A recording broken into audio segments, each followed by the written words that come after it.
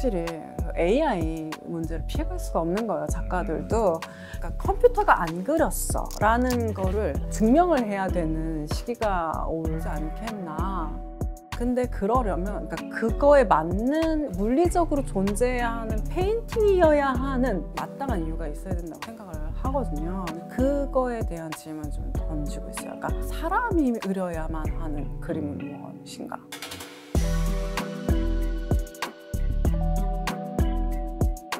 그림 그리는 알렉스입니다.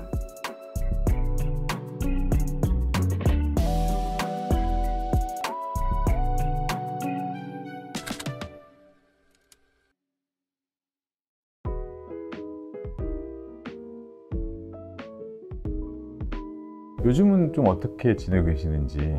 많은 작가들이 전업 작가인 경우도 많지만 조금씩은 다 이제 다른 일들을 하시는 경우가 많은데 저는 완전히 다른 영역의 일을 하거든요. 전혀 미술과 관련 없는. 네, 왜냐면 이 영역에서만 너무 살고 있는 거예요. 제가 그러니까 어쨌거나 저는 사람 이야기를 하고 싶은데 여러 다양한 사람들을 만나기가 되게 어렵잖아요. 아, 경험적인 부분에서. 네. 물론 자기 안으로 파고들어서 작가적인 영역을 높이는 방법도 있지만 저 같은 경우는 이야기를 많이 담고 있기 때문에 다른 다양한 경험들을 좀 해야 한다고 생각해요. 전 그건 또 중요하다고 봐요. 왜냐면은 사실은 내 작업이 어떤 거냐가 더 중요한 거잖아요. 그러니까 내가 중심점은 늘 작업에 있기 때문에 다른 일을 하더라도 그게 내 작업의 여러 가지 양념통이 될 수 있지 않을까. 맞아요. 기왕이면 사람 많이 만나는 일을 하려고 해요. 그러니까 다양하게 얕게가 아니라 좀 이야기를 좀 많이 나눌 수 있는.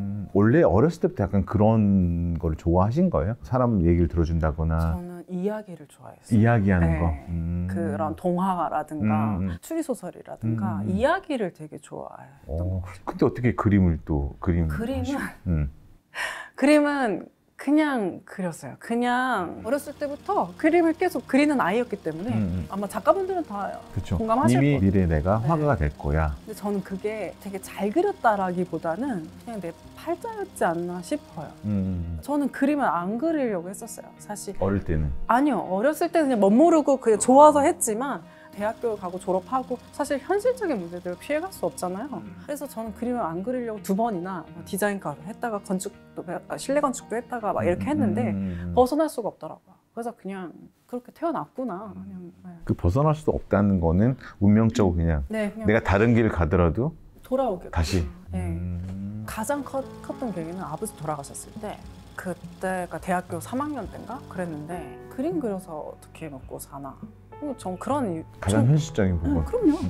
그때 디자인 공부를 하려고 갔다가 이게 너무 안 받아들여지는 거예요. 저는 뭔가 만들어 놓으면 이게 누가 만들었는지를 알아줘야 되는데 디자인은 오히려 그 창작자가 보이면 안 돼요. 그쵸. 그러니까 나는 지워지고 제품만 남아야 되는데 저는 그게 용납이 안 되는 거예요.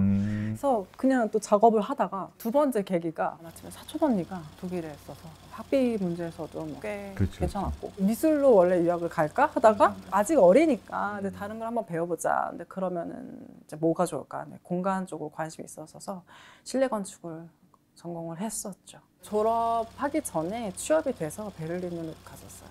그럼 어쨌든 그쪽에서 좀 일을 하셨네요? 그쵸. 한 2년 정도 건축 관련 에디터. 근데 어떻게 또 다시 작업으로 또? 왜냐면 또 기질적인 문제가 있는 게 질문을 하는 거야. 이 일을 한들 내가 이거 하려고 과연 얼마나 일을 할 수 있을까 뭐 여러 가지 이제 생각들을 하다가 그냥 그림을 그린 거죠. 해소의 방법이었던 것 같아요. 퇴근 후에 이제 네. 그 남은 시간 동안 네.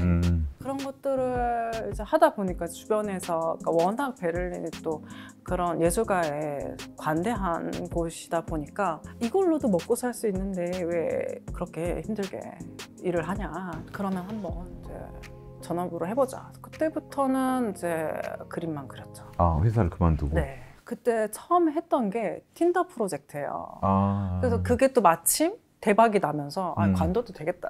근데 고생은 그때부터.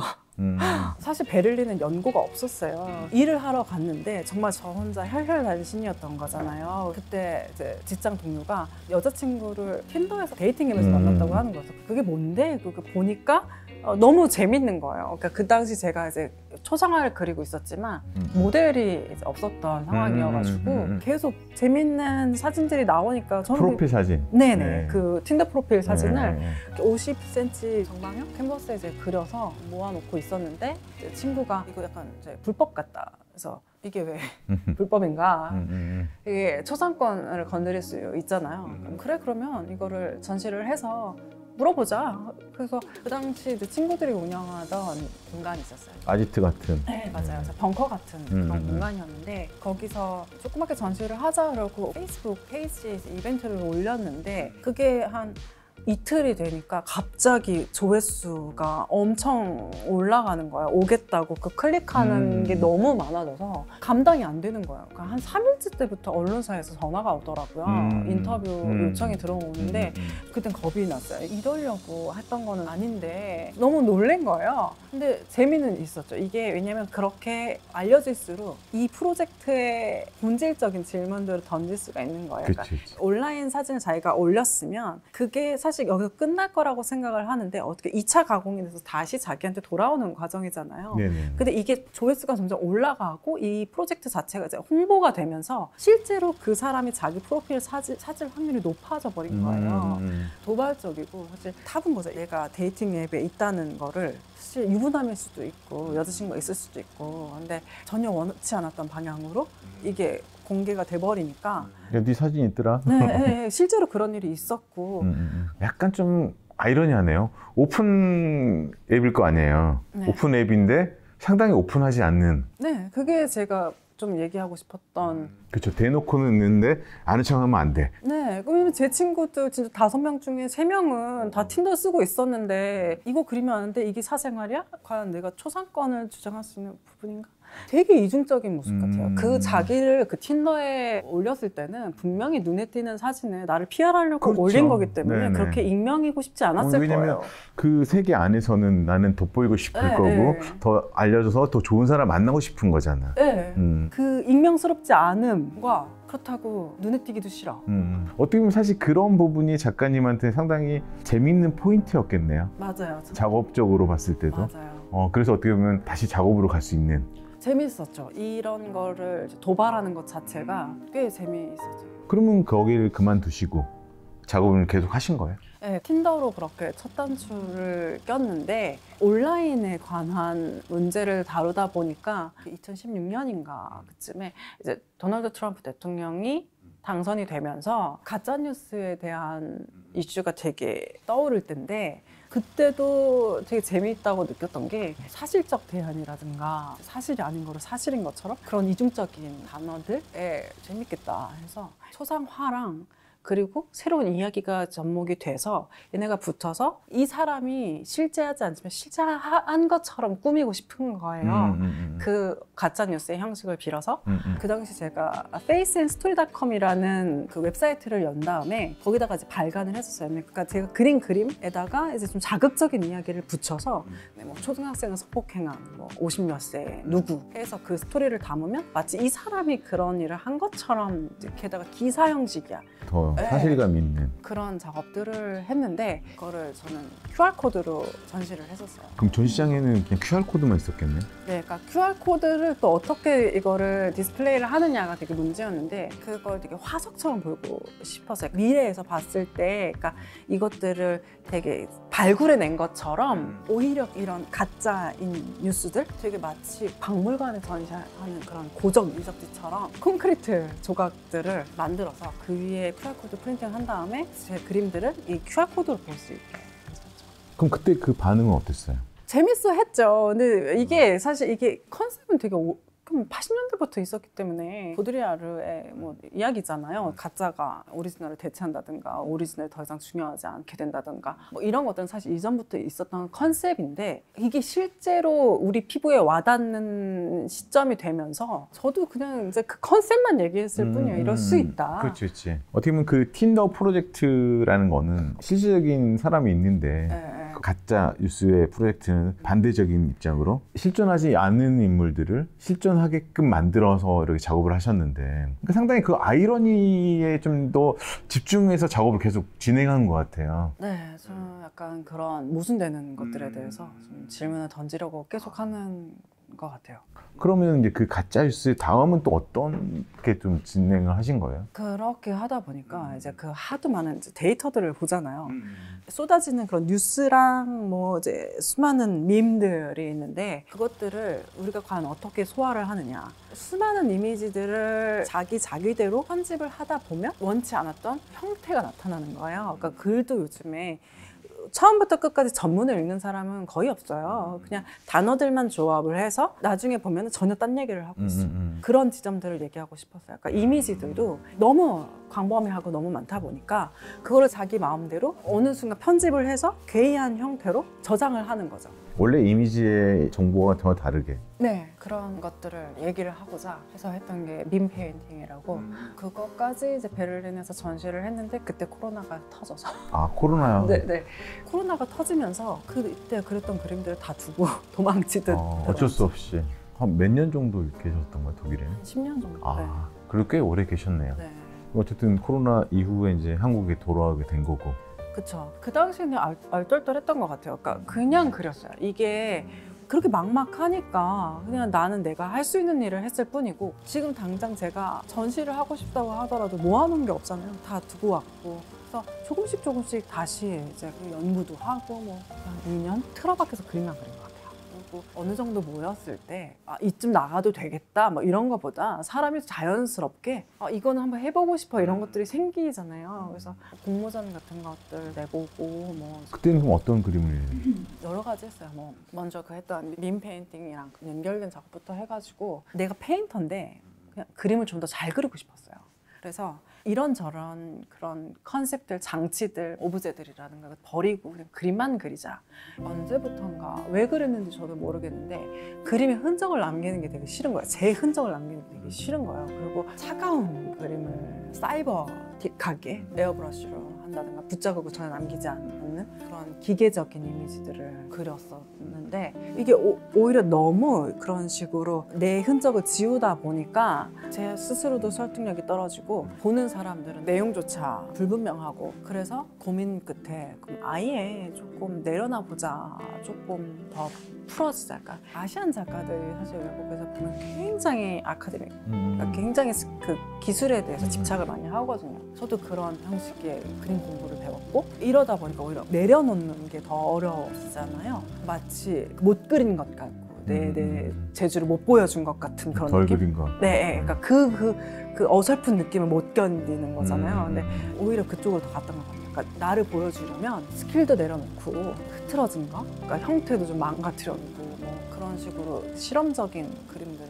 그리다가 지금 이렇게 된 거죠. 독일에서의 작업들은 약간 프로젝트적인 맞아요. 느낌 많잖아요. 네. 그러니까 작품 개개인의 느낌보다는 하나의 큰 프로젝트가 저는 작업이라 보거든요. 맞아요. 그러다 보니까 개별적인 작품의 어떤 퀄리티보다는 큰 틀에 상당히 중요했고, 그런 부분을 하다가 한국이라는 곳에 왔을 때는 사실 그 프로젝트보다는 이제 작품에 이제 몰입하게 된 거잖아요. 지금까지 내가 경험했던 부분들이 이제는 믹스 돼가지고, 그러니까 아까 말한 그 양념통들을 다 이제 갖고 왔으니까 그게 이제 그걸로 요리를 만드는 시간이었던 것 같아요. 그래서 지금은 하나의 개별적인 요리들이 나오지 않았나. 맞아요. 지금까지 여러 가지 경험들이 점점 돌아 이제서 이제 내 얘기를 하는 거잖아요. 그 전에 계속 사회에 관심을 갖고 했던 이유는 결과적으로 봤을 때 내 얘기를 하고 싶었던 어떤 빌드업의 어느 과정이지 않았을까. 의도하진 않았지만 그렇게 되었어요.